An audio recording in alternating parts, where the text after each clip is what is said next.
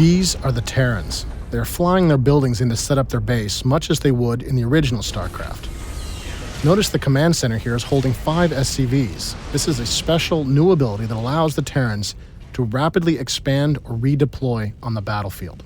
You can see some buildings here that you may recognize. We've got our factory, which allows the Terrans to make a number of powerful vehicle units. We also have our barracks, which the Terrans use to create all of their infantry.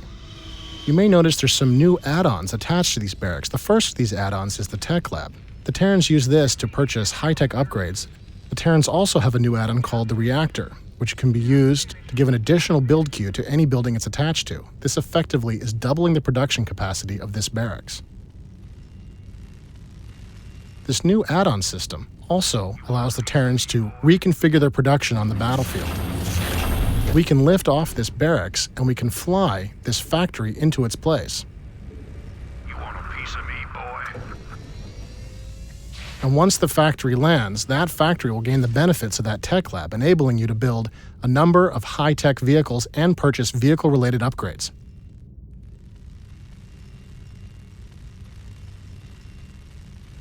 Base defenses are still very important to the Terrans.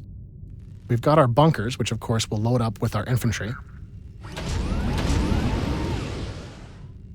In addition, the Terrans have a new base defense. This is the sensor tower, which the Terrans can upgrade into a radar tower. The regular sensor tower detects enemy cloakers.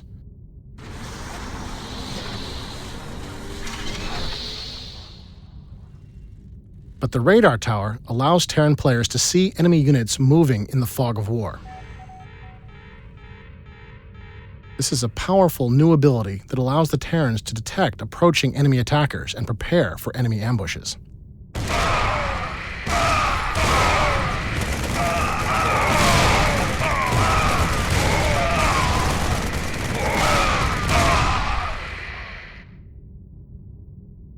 The Battlecruiser is back in StarCraft 2. Battlecruisers can be upgraded to have their own special, unique mega weapon. Each battlecruiser is upgraded individually. A popular choice is the Yamato cannon, which does significant damage to single enemy targets.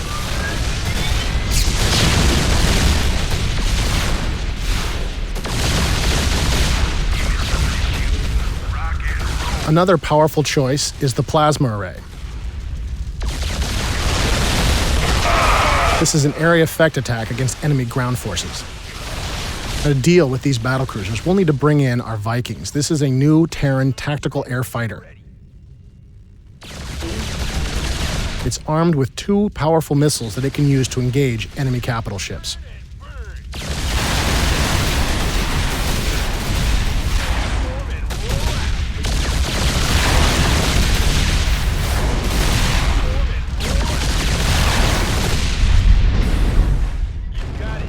Viking can also deploy into an assault mode that allows it to move on the ground. You can imagine all of the different ways that you can use this on the battlefield. Of course, you can use it to avoid incoming enemy aircraft fire. But you can also use this special assault mode to make devastating attacks on enemy bases. We're going to fly north now and look for our enemy base. And once we get into position, we're going to take our Vikings and we're going to transform them into their assault mode and continue the battle on the ground.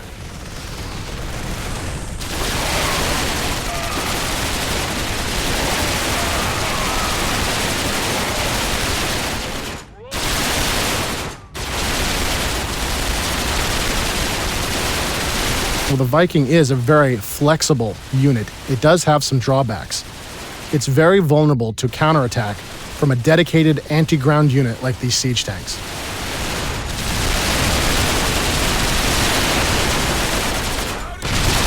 That was simply too much firepower for our Vikings to survive, and we'll be forced to transform into our air mode and move away. To attack these siege tanks, we're going to bring in our new Terran gunship. This is the Banshee. It fires a volley of rockets at enemy ground targets.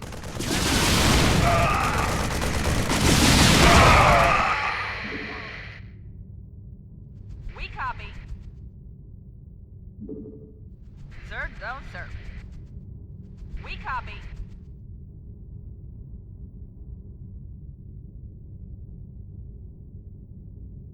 All over it.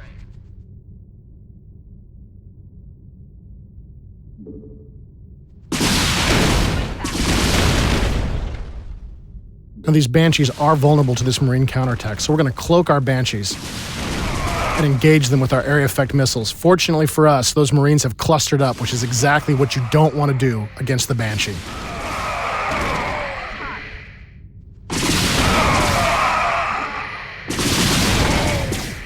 Now, the enemy has a sensor tower nearby, which is allowing him to detect our Banshees, and those missile turrets are engaging us. Well, the Banshee is very powerful against ground targets.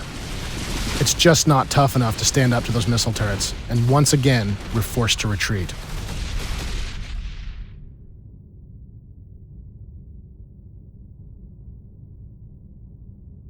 To continue this attack on the enemy base, we're going to bring in our Reapers. This is a unit that you may remember from our original announcement demo. He's got his jump pack, which enables him to traverse this difficult terrain. The Reaper also has a new ability that you haven't seen yet. This is his Demolition Charge, which he can throw anywhere on the battlefield. The Demolition Charge takes a short time to go off. But once it explodes, it can do devastating damage to static enemy targets. The Reaper is also very powerful against the enemy's economy. We're going to move our Reapers into position here in this SCV stream and start to destroy the enemy's economy.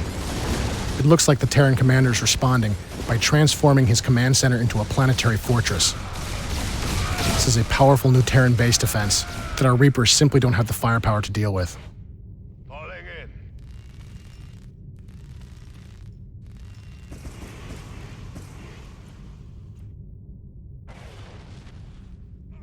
Like many Terran players, we have bases all over the map. As you can see here, our supply depots are blocking access into our base, preventing the enemy from closing with our siege tanks and allowing us to shell them from range. Inside our fortified position here, we're going to use our SCV to build a new special Terran assault unit. This is the Thor. It's an assault unit so large and so powerful that it's actually built out on the battlefield. Done deal. Now, it might appear that we are trapped inside our base. But in StarCraft 2, supply depots can be lowered into the ground into a special defensive position that allows our units to path over them. And once we've moved through, we can raise our supply depots back into position to protect our siege tanks. This better be an emergency. On it. Done deal. Oh, it's on.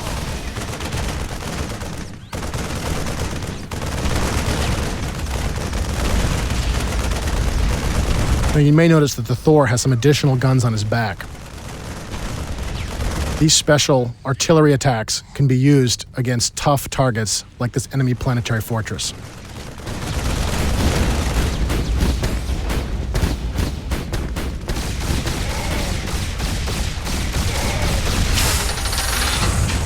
Like everything in StarCraft 2, the Thor does have his weaknesses.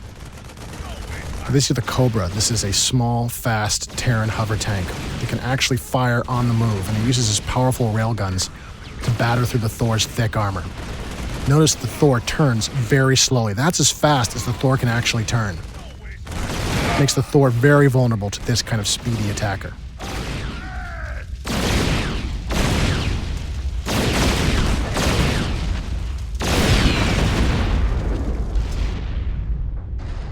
Now, in order to continue our attack on this enemy base, we're going to need to bring in some specialists. We really couldn't see making StarCraft 2 without including the Ghost. I hear that. I'm all over it. I'm here. The Ghost in StarCraft 2 is far more powerful than he was in the original StarCraft. All over it. In addition to his personal cloaking field, the Ghost can use his sniper rifle to deal lethal damage to enemy biological targets.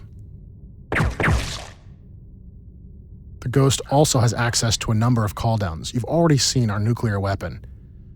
Now we'd like to show you the drop pods. This special ability allows the Ghost to summon squads of infantry anywhere he wishes.